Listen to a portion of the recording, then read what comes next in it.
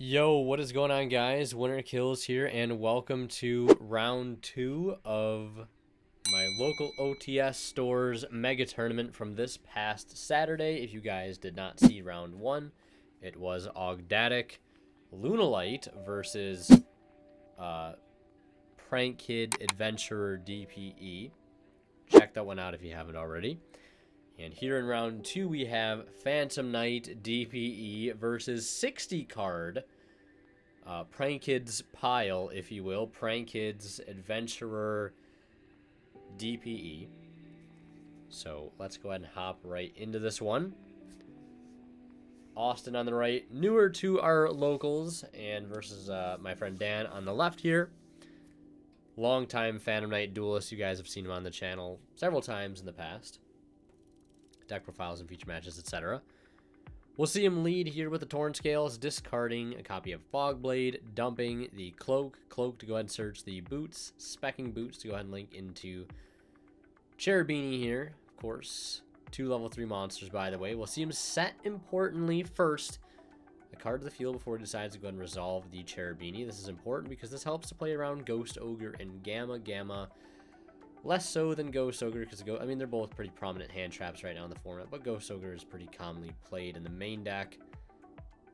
We're going to see him go ahead and link off for the Rusty, as you would expect, and we will see the Seer actually get hit with Ghost Bell. Now we're going to go ahead and see Rusty activate here. Probably happy to see that resolve.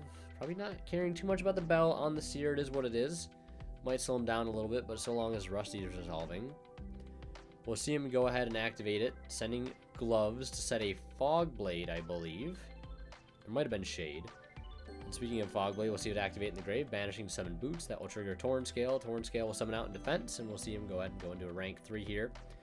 Probably going to be either Leviair or the Break Sword. It will be Leviair to help recycle the Cloak. That will help boost up the Rusty by 800 additional attack points at the end of the next turn. We'll see him go into the Anaconda. And now we're going to see Anaconda pay 2k here. Dumping Fusion Destiny, and we'll see if this resolves. We know he opened the other Fusion Destiny. It looks like it will resolve, dumping the Dasher and the Celestial alongside it. Now, earlier I said setting that card before resolving Cherubini helps a ton, because Cherubini says if it were to be destroyed by battle or card effect, I believe, it can send another card on the field to the graveyard instead. So yeah, if it were trying to get Ghost Ogre, they just send off the set Fusion Destiny as well. He obviously didn't really need it there. And losing Cherubini to a Ghost Ogre hurts a lot more than you would think. I've done it to PK players a couple times, and pretty much every time I've done it, they either make a very, gimped end board, or they really struggle to do anything at all. Because the Seer comes out, but, it's hard to really extend past that unless you have the right set of cards. And speaking of right, we'll see our Prank Kids player here lead with Rite of Aramesir. That's going to spec out the token. Go ahead and grab Fateful Adventure, and it looks like we're going to see DPE activate here on the Fateful, ensuring that he does not get access to the Wandering Griffin Rider in any way, shape, or form. Threatening an Omni Negate into this board. A little threatening, although he does have Fog Blades in the back line. But Draco back is also something you kind of have to worry about too, and if you have Ash in hand, I guess that also makes your decision a little bit easier. Ashing the Dropsies, turning off the Prank Kid engine for now at least. We'll see him link that Adventurer token into Link Spider. Probably going to go for an Anaconda play, but realizing there's Fog Blades in the back line, realizing it's probably not going to resolve or into a Game 2 situation. And we're going to see Prank Kids go first here, as you would expect, being the very, very strong and hand trap resilient combo deck that it is, so long as it's seeing the Brave stuff, honestly. I mean, it still falls victim to any interruption on normal summon or Ash on its first prank effect going first, but again, that's why the Brave engine is so incredibly strong. We will see things go uninterrupted here. No Ash Blossom, no Skullmeister for the Dropsies in the grave, and now we're going to see him go into Doodle. Going to go ahead and send Pandemonium off the Fansies, specking out a red, adding, I think, either a place or it was a Pranks. Then we'll see him go into the second Doodle here, activating red to burn 5. Go ahead and summon out yellow, activating Doodle to go ahead and add back Pandemonium and green, activating place now, pitching green, go ahead and spec a token. This will get him into Bow Wow Bark. And Bow Wow Bark will help to recycle more pieces back to the hand during this next standby phase to help make that Pandemonium live. We'll see him banish Ghost Ogre from hand to go ahead and draw off of yellow.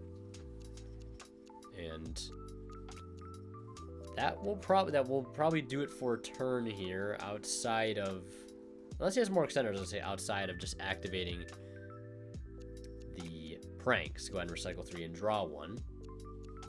Setting 2 here to help play around Cosmic Cyclone, if at all possible. It's going to force his opponent to have Twin Twister, which is one of the main reasons I actually kind of switched away from Cosmic in the side to Twin for this particular matchup.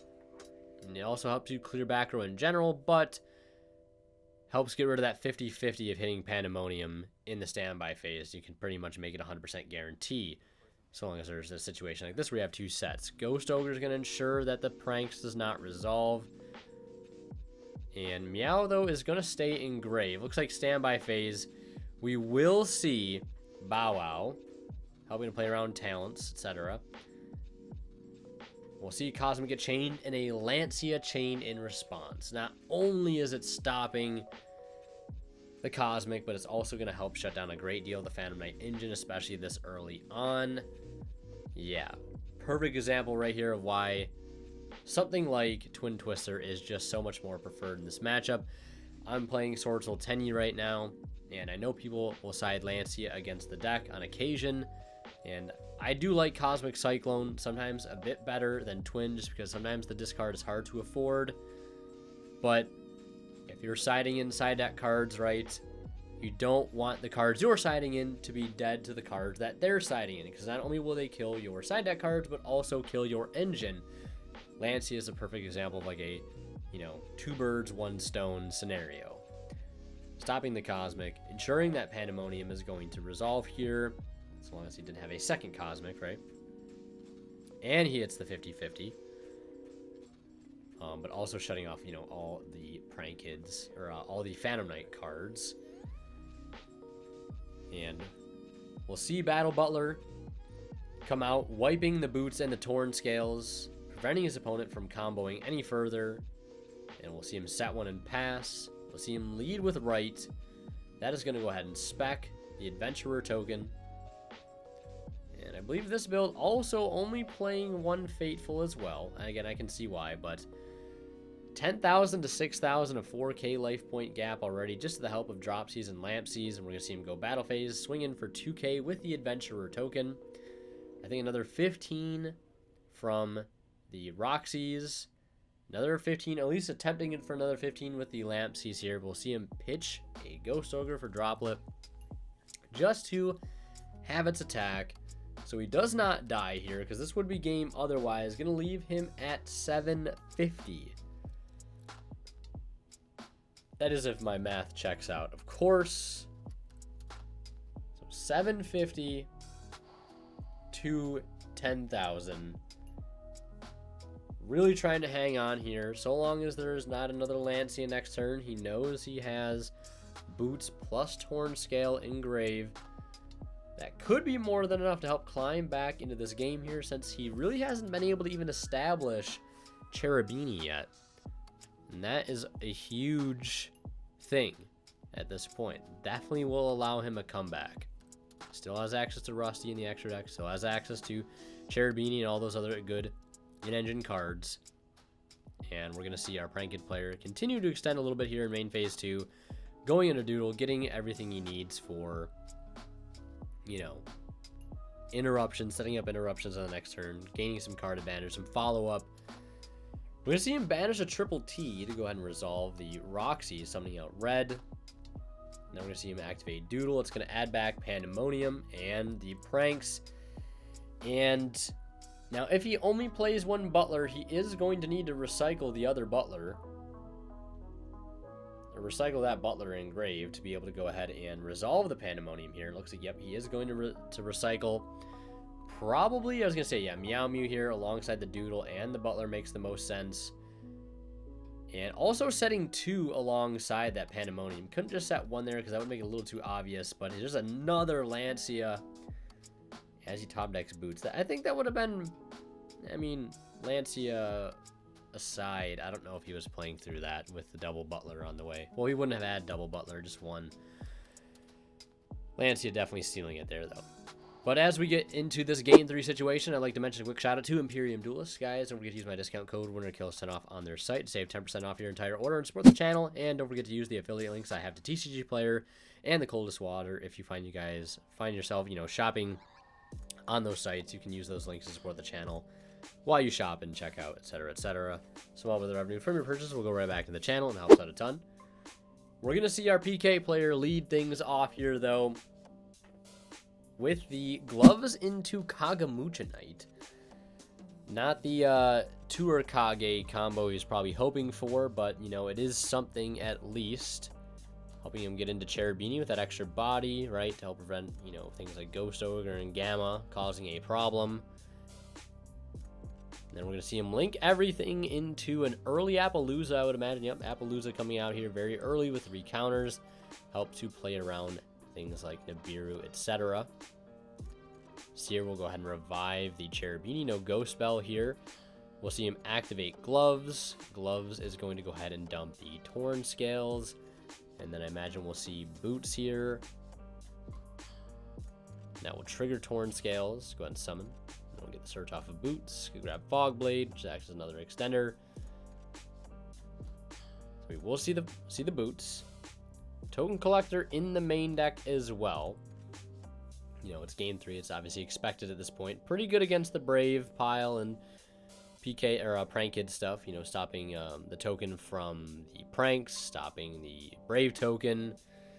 That's pretty much it, though.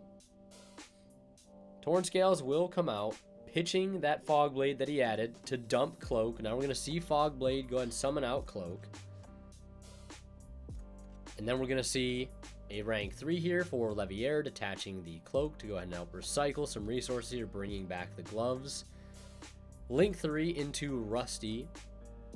Rusty effect here to go ahead and activate. Now, if you get access to Shade Brigandine here, you can go into Link Spider and then into Anaconda. He's already used Boots here, so can't get access to a Fog Blade unless he's already hard opened one. Unfortunately, no access to Token Collector here since he did not dump the Fiendish Rhino Warrior to the grave. Well, I mean, he'll get access to Fog Blade, I guess, regardless. Well, I mean, if he doesn't go for Shade, yeah, obviously not, but... So he will dump Boots and set a Fog Blade. Now we're going to see him Rotiforce Staingreaves. Oh, no, he did set the Shade. I'm blind. So, yeah, he's going to go for Shade, and instead of going for a rank 4 here, or an Anaconda play, we're going to see him go for an Abyss Dweller. That is actually going to be very clutch. Maybe a little bit more clutch than per se something like a Anaconda into DPE might have been. Really, really strong call here in this particular matchup. Dweller's going to activate in the standby phase. There is an Imperm. Fortunately, Appaloosa not be able to protect from that. And an evenly match as well. It's a 1-2 punch there if I've ever seen one. Board completely annihilated, but the ever-looming presence of the follow-up that PK inherently will always have is still lingering in the graveyard, so that is something our Prank Kids player is going to have to keep in mind. We're going to see him normal summon the Roxy's Link for Meow Mew. Roxy's effect, obviously you're going to negate with Appaloosa there, you can't let that go through. Puts them on needing another extender. And see if he does have the extender. He does have the Instant Fusion, very, very clutch extender here. The 1 of into 60, right? Yeah, that would definitely be, a little salt-inducing. And this Instant Fusion is probably one of the most OP Instant Fusions you'll ever see, and you'll see why later on. So take the 1,000 for Instant Fusion, putting him down to 7, and now we're going to see Doodle activate. Adding back Rocket Ride, and not adding back Instant Fusion, and Roxy's. And now we're going to see him activate Fusion Destiny. That's a pretty good card to have here as well. So we'll give him back a Prank Kid as follow-up, and he's got the Dasher in hand, the ulti being extra loyal here. Summon out the Dasher, or not the Dasher, the Enforcer. And here's a neat interaction. Appaloosa actually has no negates now because of the inherent effect of DPE. We're going to see him go to the end phase, and he says, before you leave main phase, Nib. And he's going to chain DPE. Realizes he cannot Apple anymore because it's actually at 0 attack, or at 400 attack, and cannot negate with 400 attack. And then the Nib will actually resolve without effect because it did not tribute anything, so therefore it will not summon. Very interesting interaction, does not come up a lot. And then declare DPE Engrave, standby phase, it will come back here. And speaking of that follow-up I was talking about earlier, we're going to see that here. I'm going to start with the Cloak. Go and add a copy of Torn Scales. And then we'll see if he decides to go and actually proc the Torn Scales effect Engrave. Looks like he will not. I think he has another copy in there. So Torn Scales will discard a Fog Blade. We'll go ahead and dump a copy of Wings. Fog Blade will bring back the... I'm completely forgetting what this one's name is all of a sudden. But we'll see... Oh, the Stained Greaves. So yeah, he's going to summon Stained Greaves, and then we're going to see DPE pop itself in Stained Greaves. And then we do still have a Boots and a Gloves Engrave. See what he is able to do here to possibly clear the threat of DPE, as that's the only thing our Prank Kids player really has right now as leverage to give him sort of a heads up in this game right now. The Dark Charmer Gloomy is very popular right now in decks like this, specifically for this interaction. And yep, there it is. So Dark effect to go ahead and revive DPE from the opponent's grave. Kind of a nice thing to steal, and then we'll see him battle phase attacking for 1850 and 2500 main phase 2. Adding back, or activating Boots to add a Fog Blade, so now has DPE Fog Blade. Just like that out of nowhere. Putting his opponent down to 2650, so swung in for a good chunk of damage there. We'll see our Pranked player find a Griffin Rider off the top. Just going to go ahead and special summon it. And then we're going to see him normal summon Roxy's. And looks like also remembering to activate and resolve the Enforcer in the standby phase. It's going to revive Dasher here. DPE is still going to destroy the Roxy's, cutting him off the Pranked engine. And then Dark Charmer Gloomy on the other side now being summoned. And then we're going to see Celestial and Dasher Engrave activate. Go ahead and draw 2 here. So incredibly busted for follow-up. Getting free bodies galore. We're going to see him bring back Cherubini and link 4 into access code. This is going to come up clutch for a couple reasons. It's going to put a huge body on field at 4,300 and also give an opportunity to get his DPE back online as he's popped it with the access code. So now you can trigger its graveyard effect yet again since it's been destroyed. He will pop the Gloomy that will give his opponent a search of Torn Scales here. But at least you get DPE back online. That's a hell of a thing to have back in your possession after having it stolen from your graveyard like that. So we'll see him pass after swinging in for 43. And DPE coming back in the standby phase. So a threat once neutralized, now back into the mix. We're going to see him, I think, top deck into Nibiru here. We're going to see Torn Scales get normal summoned. That will force out the DPE, seemingly so. Fogblade will bring one back. That'll trigger the other Torn Scales engraved to go ahead and summon itself. Now the question here is, if you've got 2 Torn Scales, what do you do, right? What is the move here? Now, I want to bring up something important. My friend just did the life points here, calculated the life points out for his opponent at 3650.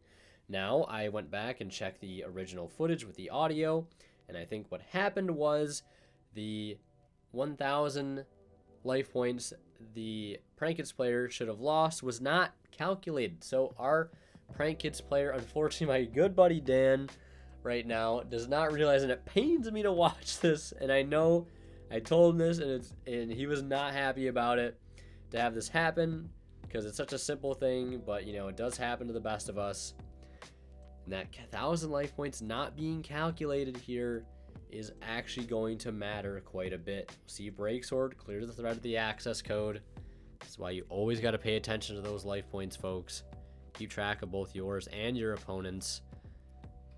We'll see him go into the Anaconda here, paying 2,000, going for the DPE of his own this time.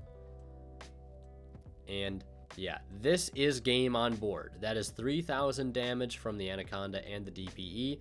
But since he did not calculate that extra 1,000 damage that he was supposed to have taken from the instant fusion, right now he thinks his opponent is at 3,650, when in reality he's at 2,650. And yeah, that's the difference between winning the match and giving your opponent another turn with a deck like Prank Kids and having DPE in the mix, right? Not a thing you want to have happen. And I put a little text reminder on the screen for people that may be watching without audio, which I'm also curious how many people actually watch these with audio or without audio. Kind of interesting to know.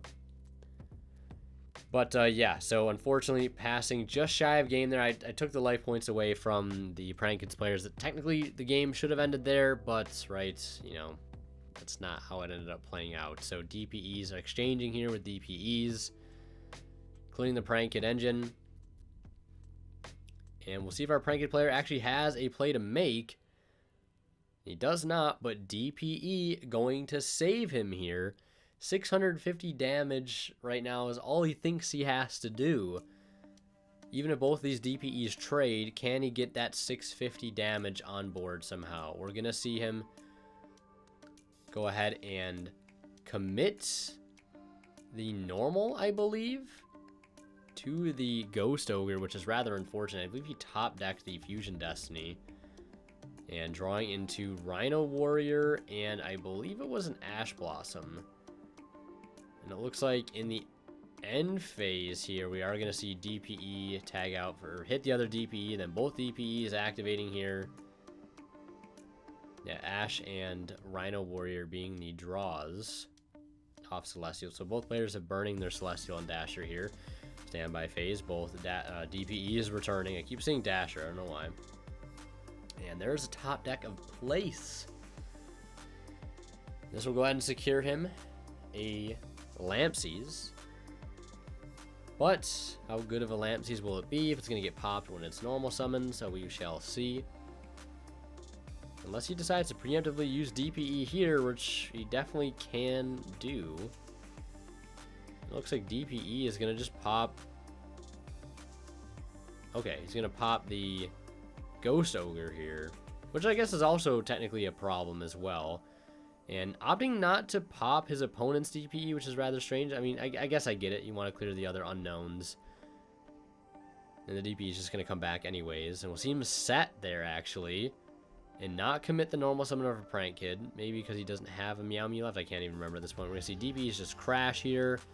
And then triggering the effects. He does have a Tour Guide as well here in main phase 2. And if only he was playing something like Nightmare Shark to be able to seal the deal. Tour Guide, summon Tour Guide. And I mean, I think the only play he technically has here is either a Break Sword. I mean, Downer Magician is in the extra deck too, which is kind of nice. It does do piercing, but it can only be summoned in the main phase 2. That doesn't help very much right here in this scenario, especially when he still thinks he needs to get 650 damage, which technically he doesn't, because that instant fusion was never tallied in game 1 or at the beginning of this game, game 3. Break Sword will pop the set. Bell will prevent it from coming back. Very clutch. Not super mainstream hand trap right now, but coming in very clutch here regardless against the Phantom Knight matchup. Our Prank Kids player, our Phantom Knight player is going to pass a top deck DD Crow. Going to hit his opponent's DPE. And with only 1,700 life points left, that was the only thing to block damage here. And that is going to seal it. Unfortunately, hate to see my friend Dan lose like that from not tallying up 1,000 life points earlier. That the game would have ended much earlier and the match would have gone in his favor. But it is what it is. If you guys want to see more of my content, check out one of the videos on the bottom of the screen right now. And last but not least, a huge shout out to our Divine Level channel members, Tweeter0226, who was actually the Phantom Knight player of this match, Pony Start, Cadillacs84, Keith Sidders, and Black Ninja Money. Thank you guys so much as always for your extremely kind and generous support of the channel.